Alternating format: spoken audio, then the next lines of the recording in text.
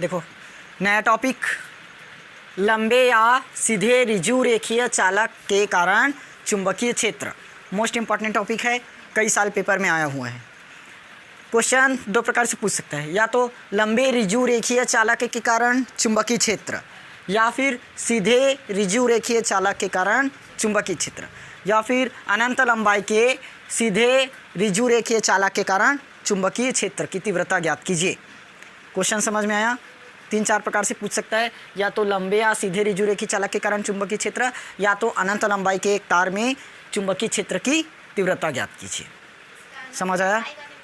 ये अनंत लंबाई चुंबकीय क्षेत्र ज्ञात करना है। पिछली बार हम लोग विद्युत क्षेत्र ज्ञात किए थे। ठीक, समझना। थ्योरी यहीं से स्टार्ट करोगे। क्या होगा? माना एक्स वाई, ये एक्स वाई क्या है? एक अनंत लंबाई का चालक तार है। और कैसा है? सीधा चालक तार।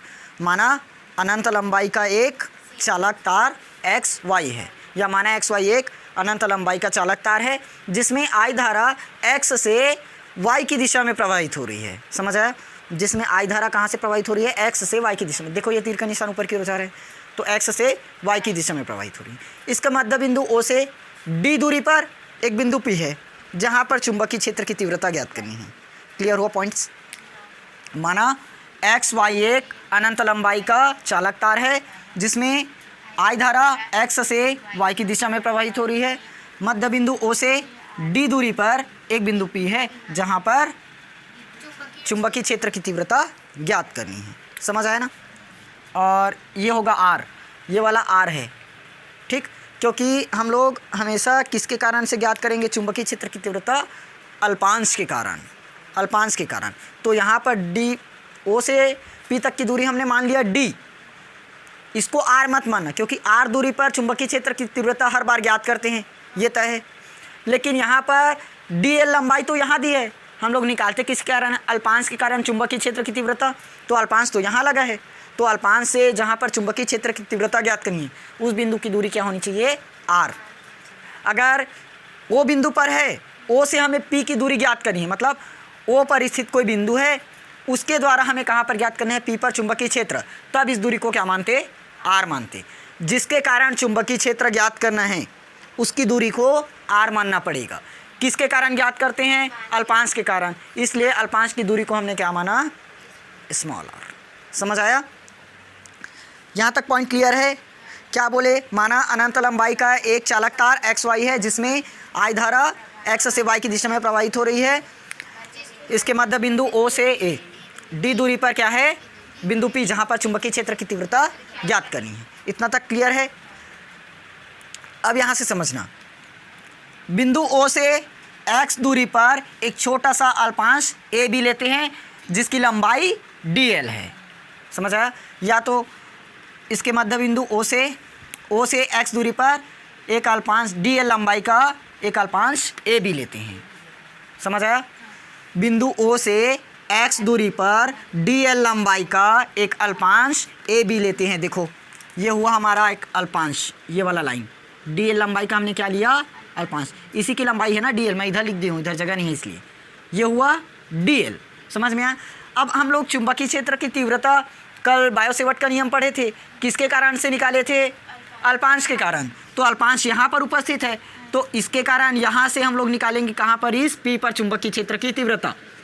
तो चुंबकीय क्षेत्र की तीव्रता निकालते हैं, जिस बिंदु से निकालते हैं उस बिंदु से चुंबकीय क्षेत्र की तीव्रता तक की दूरी क्या होगी? आर होता है ना। तो इस दूरी को क्या मानना पड़ा? आर। अगर मान लो अल्पांश को यहाँ लिए रहता है, डी एल अल्पांश क्या है? ओ पर है, तब ओ से पी तक की दूरी क्या होती? आर होती। समझ में आया ना? जिस बिंदु के कारण जहाँ पर चुंबकीय क्षेत्र की तीव्रता ज्ञात करनी है उस बिंदु से तीव्रता वाले बिंदु तक की दूरी को आर मानते हैं। तो अल्पांश के कारण निकालना है, इसलिए इस बिंदु को नाम दिए आर, मतलब ये दूरी को, ये वाला दूरी आर मत कर देना। पिछली बार पढ़े थे ना, ओ बिंदु था, ओ पर प्लस क्यू आवेश था, चैप्टर 1। यहाँ पर निकालते थे पी, तो इस दूरी को मानते थे आर। समझ आया? तो यहाँ पर अल्पांश के कारण है, इसलिए यहाँ पर आर मानना पड़ा। क्लियर हुआ पॉइंट्स? स्टार्टिंग से एक बार बस बता रहा हूँ, सुनना ध्यान से। माना एक्स वाई एक अनंत लंबाई का सॉरी, माना एक्स वाई एक चालक तार है जिसकी लंबाई अनंत है, या फिर डायरेक्ट लिख सकते हो माना अनंत लंबाई का एक चालक तार एक्स वाई है जिसमें आई धारा एक्स से वाई की दिशा में प्रवाहित हो रही है। मध्य बिंदु ओ से डी दूरी पर एक बिंदु पी है जहां चुंबकीय क्षेत्र की तीव्रता ज्ञात करनी है। ओ से एक्स दूरी पर डी एल लंबाई का अल्पांश ए बी लिए, जिससे आर दूरी पर एक बिंदु पी है, वहीं पर चुंबकीय क्षेत्र की तीव्रता ज्ञात करनी है। ठीक, समझ आया ना? अब देखो इधर थ्योरी क्या लिखेंगे। माना ओ से क्या किए, ओ से एक्स दूरी पर, एक्स दूरी पर, ओ से एक्स दूरी पर अल्पांश ए बी के कारण, ए बी के कारण कहाँ निकालोगे? पी पर। ए बी के कारण पी पर क्या निकलेगा? चुंबकीय क्षेत्र, चुंबकीय क्षेत्र। अच्छा ठीक, तो समझ आया ना? चुंबकीय क्षेत्र, और ये लास्ट में आ जाएगा तीव्रता, चुंबकीय क्षेत्र की तीव्रता। ये मतलब ना बिंदु ओ से, कहाँ से? बिंदु ओ से एक्स दूरी पर, बिंदु ओ से एक्स दूरी पर अल्पांश ए बी के कारण पी पर चुंबकीय क्षेत्र की तीव्रता। समझ में आया? ओ से एक्स दूरी पर ए बी अल्पांश के कारण पी पर चुंबकीय क्षेत्र की तीव्रता, यही तो ज्ञात करनी है। यहाँ लगाएंगे बायो सेवर्ट के नियम से, बायो सेवर्ट के नियम से। अरे यार, बायो सेवर्ट का नियम कल पढ़ाया था। डी बी बराबर क्या था? हो गया, रिवीजन नहीं कर रहे, mu naught upon 4 pi I D L sine theta पूरे के डिवाइड में आर का स्क्वायर। ये था जो चुंबकीय क्षेत्र की तीव्रता रहती है, आई के अनुक्रमानुपाती, डी एल के अनुक्रमानुपाती, साइन थीटा के अनुक्रमानुपाती, दूरी के वर्ग के व्युत्क्रमानुपाती।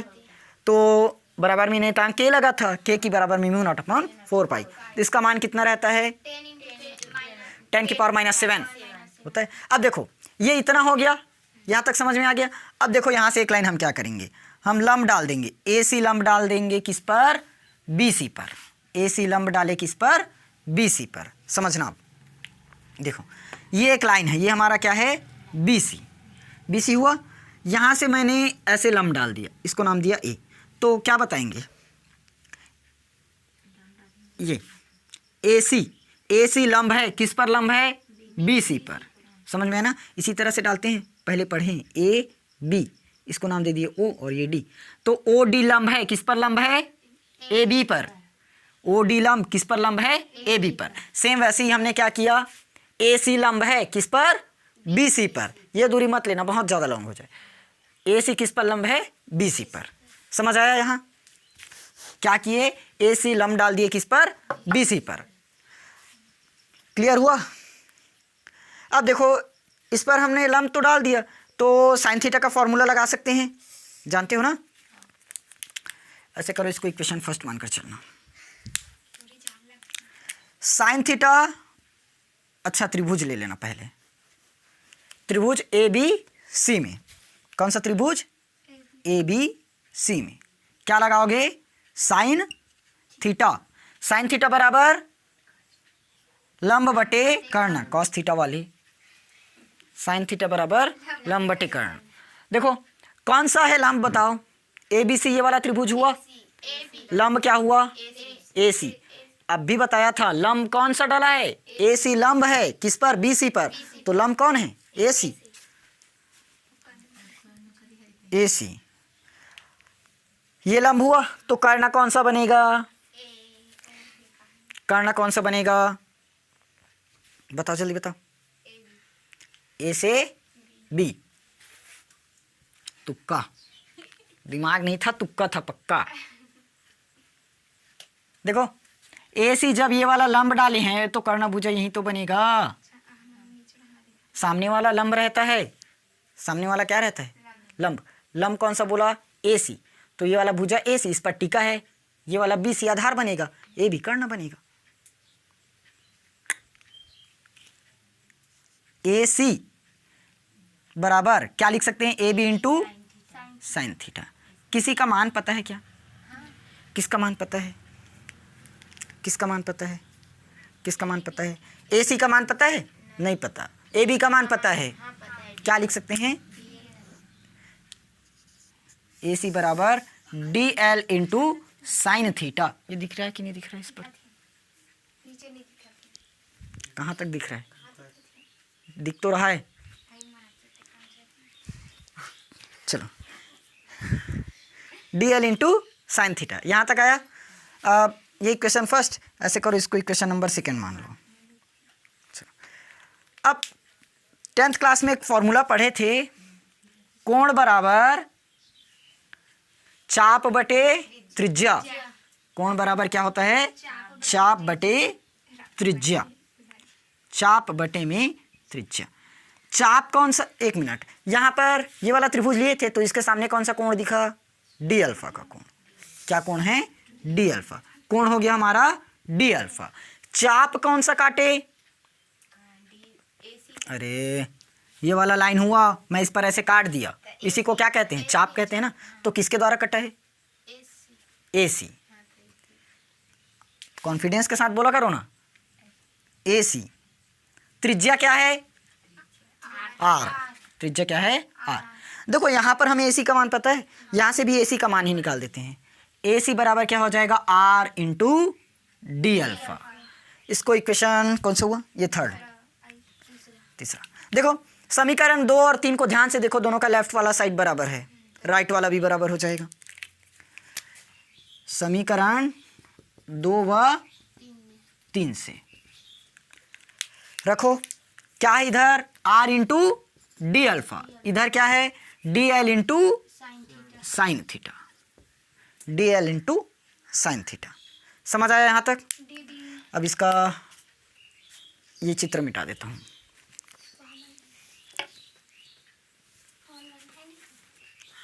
एक मिनट, चलो, ये चित्र का काम मेरे ख्याल से अब थोड़ा सा और बचा है, थोड़ा सा और बचा है चित्र का काम।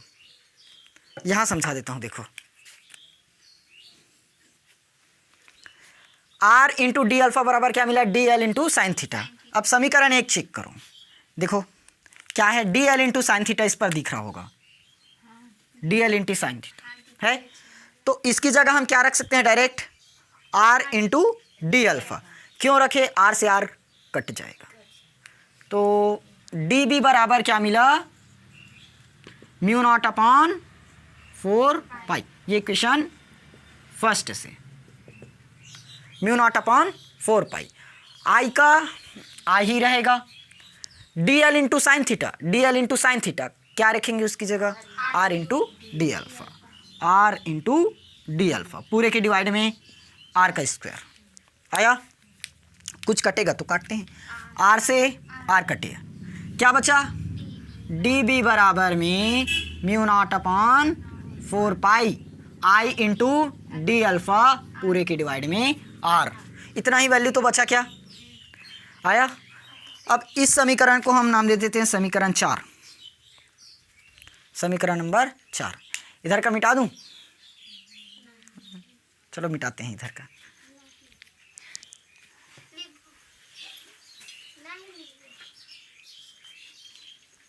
मिटाना पड़ेगा, मिटाना ही पड़ेगा।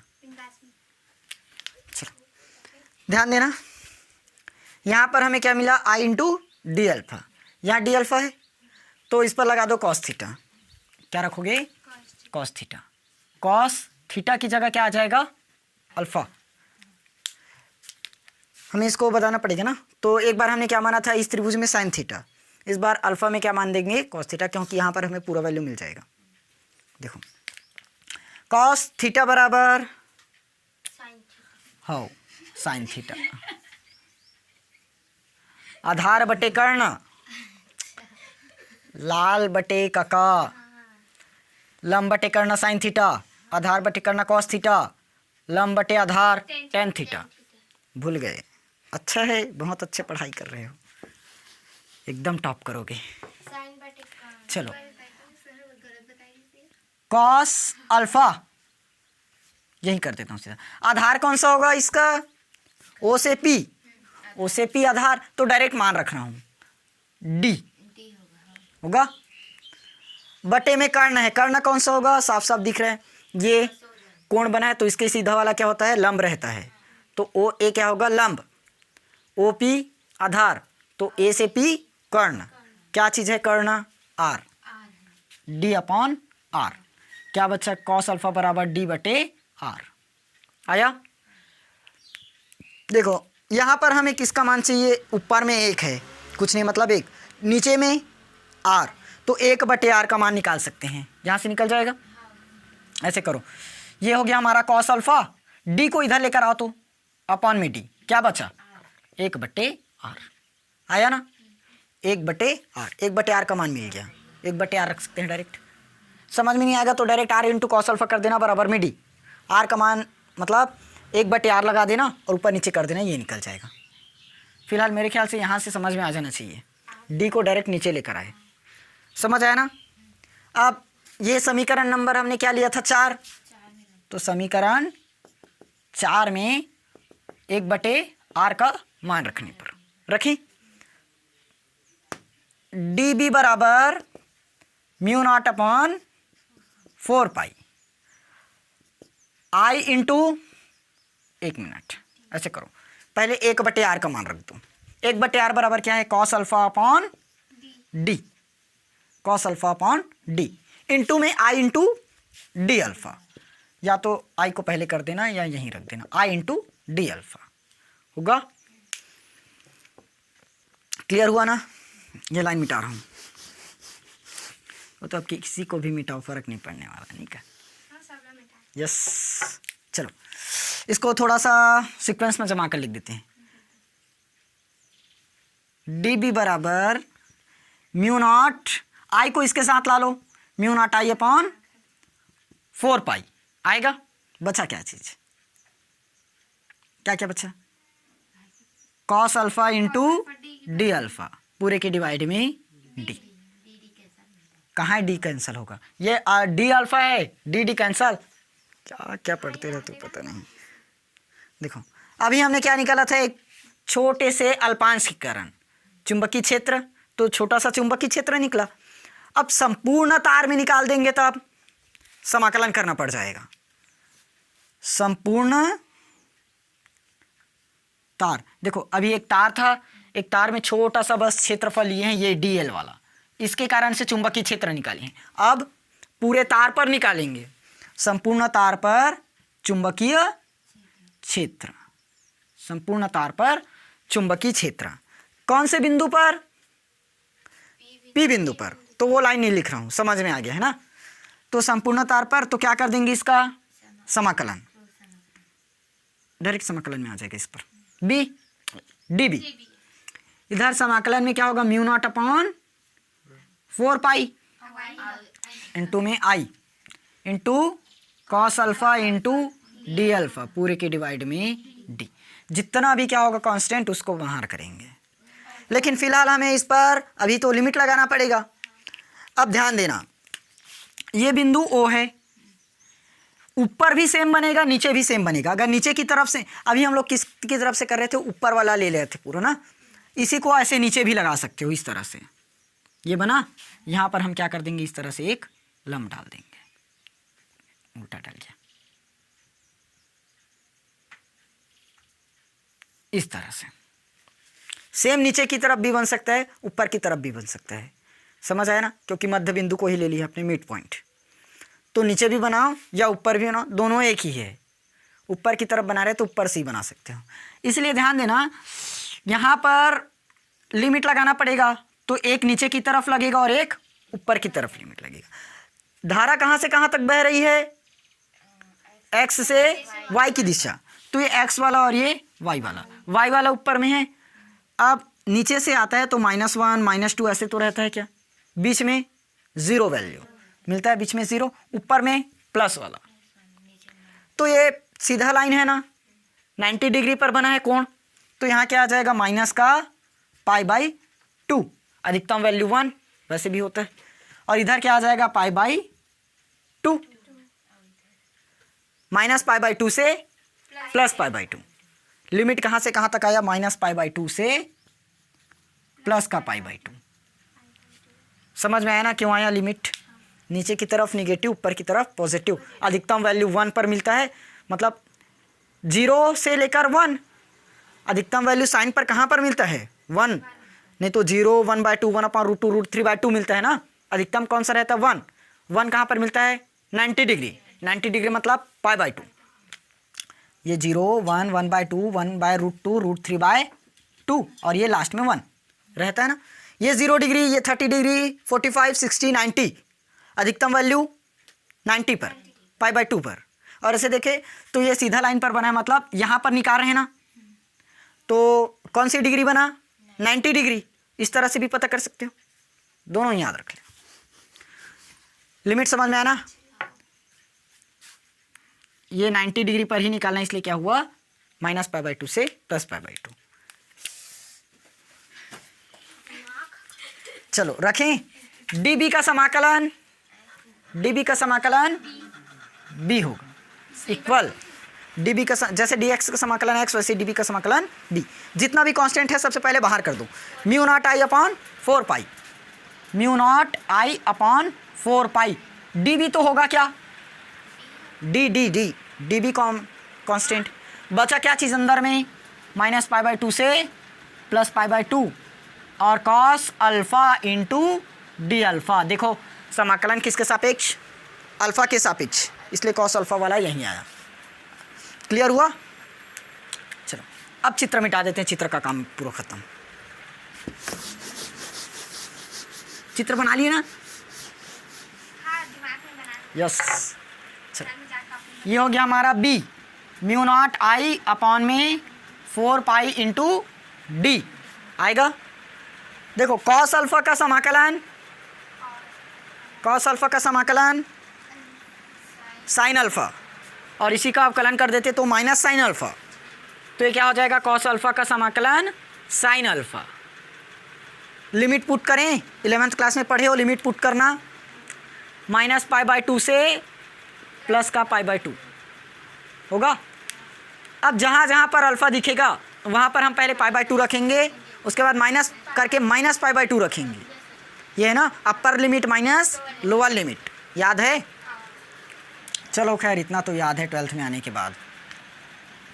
म्यू नॉट आई अपॉन में 4 पाई डी होगा। लिमिट पुट करते हैं। देखो सबसे पहले साइन का साइन लिखे। अपर लिमिट में क्या है?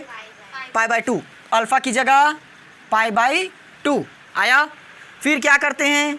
माइनस, माइनस किए, साइन की जगह साइन, अब अल्फा की जगह माइनस का pi by 2, minus pi by 2, लेकिन ये रहेगा हमारा ब्रैकेट में। अब ध्यान देना यहाँ पर एक फॉर्मूला प्रयोग होगा। माइनस को छोड़ दो, साइन माइनस थीटा मिला, sine minus theta, sine minus theta क्या होता है फॉर्मूला? साइन माइनस थीटा बराबर minus sine theta. Sine minus theta बराबर माइनस साइन थीटा, लेकिन कॉस माइनस थीटा बराबर कॉस थीटा, वो प्लस हो जाएगा। ठीक, साइन का ज़्यादा पड़ेगा, ये वैल्यू याद रखना, आप कई बार प्रयोग होगा इधर। तो मान रखे बी बराबर mu naught upon 4 pi into D आया। ये हमारा साइन पाई बाई 2 चेंज नहीं होगा, साइन पाई बाई 2 का साइन पाई बाई 2, ये माइनस है। अब देखो यहाँ पर हम क्या रख देंगे? Minus sign pi by 2, theta की जगह पाई बाई 2 आया ना। तो यहाँ से माइनस और माइनस प्लस हो जाएगा। तो b बराबर क्या मिला? Mu not I upon 4 pi into D. ये sign pi by 2, minus minus plus, ये भी क्या मिला? Sign pi by 2। Sign pi by 2 का वैल्यू अब भी बताया हूँ। साइन पाई बाई 2 मतलब, साइन पाई बाई 2 मतलब 90 डिग्री, साइन 90 का मान हाँ 0, तो पूरा का पूरा 0, मतलब चुंबकीय क्षेत्र 0। तो चुंबकीय क्षेत्र क्या निकला? 0 आया, राइट। b बराबर 0 हो गया प्रूव, वेरी गुड। अपना पूरा लिख के zero. Sign pi by to का मान 1। जीरो जीरो कर रहे हो, क्या पढ़ रहे हो पता नहीं। देखो b is equal to mu not I upon 4 pi into d. Sine pi by two मतलब 1 plus sine pi by two मतलब 1, तो b इज इक्वल टू क्या हुआ, mu not I upon 4 pi into d, into में 2 आया। अब 2 से 2 को काट दो, तो b बराबर mu not I upon 2 pi into D, ये आया। यही अभिष्ट व्यंजक है, लिख सकते हो। या तो एक प्रकार से और कर सकते हो, यहीं से बता रहा हूँ, छोटा सा है।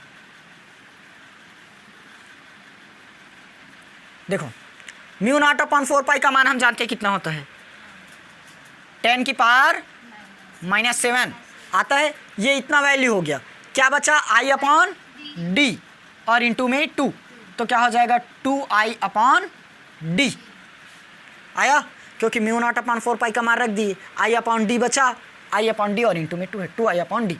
ये वाला वैल्यू भी मिल सकता, अगर न्यूमेरिकल में पूछेगा तो हमें ये रखना पड़ जाएगा। समझ आया, क्लियर हुआ पूरा?